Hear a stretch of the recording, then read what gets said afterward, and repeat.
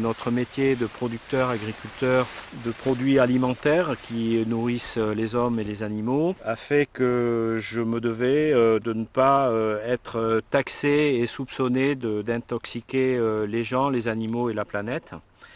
Car je me rendais compte que dans la course dans laquelle j'étais engagé, je ne pouvais me fonctionner qu'en produisant toujours plus.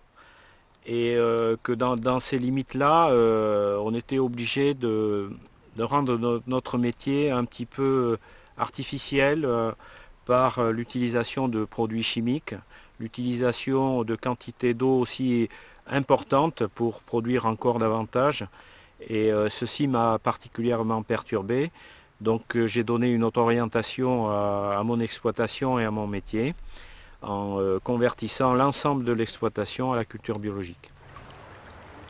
Depuis que je suis passé en culture biologique, j'ai diminué mes consommations d'eau d'irrigation par 6, donc 6 fois moins d'eau utilisée pour produire.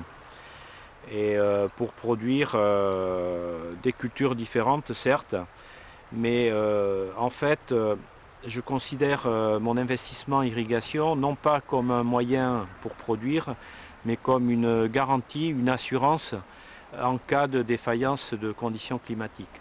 Donc j'essaie de gérer au mieux l'eau disponible en fonction de la pluviométrie et du besoin des plantes. Depuis que je suis passé en culture biologique, j'ai modifié totalement mes assolements et les cultures, donc avec le culture d'hiver qui ne nécessite pas d'apport d'eau puisqu'elles ont leur cycle végétatif dans une période hivernale et une période où on a une pluviométrie suffisamment importante pour assumer le développement végétatif.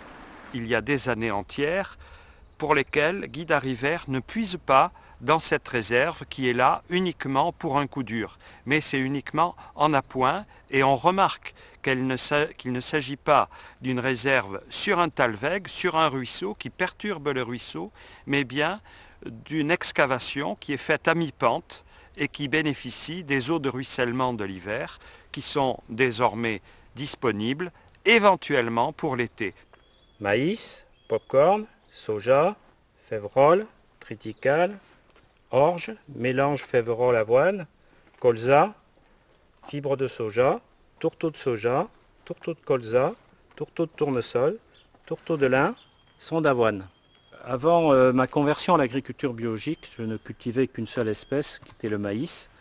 Et depuis, avec l'application et la mise en place des rotations, j'ai 8 espèces végétales sur mon exploitation qui sont réparties entre des espèces de printemps, le maïs, le popcorn et le soja, et des espèces variétales d'hiver, la févrole, le triticale, l'orge, les mélanges céréaliers et le colza.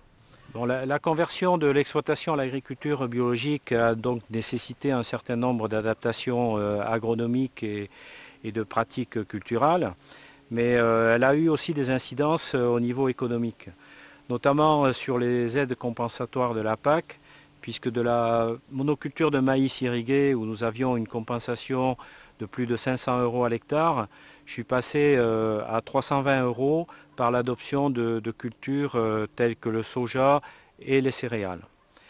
Par ailleurs, je suis quand même satisfait de ma conversion sur le plan économique, puisque je ne suis plus dépendant ou moins dépendant de ces aides compensatoires.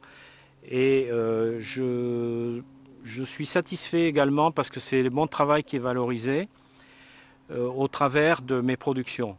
Mes productions qui sont aujourd'hui porteuses sur le marché, puisque les cours sont quand même bien plus favorables que sur le marché des produits conventionnels, moins dépendants des marchés internationaux et de la spéculation. Et surtout également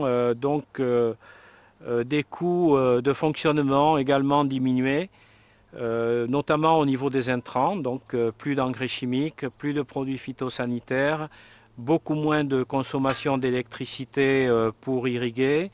Donc le bilan est quand même positif et largement positif sur le plan économique par rapport à l'agriculture conventionnelle.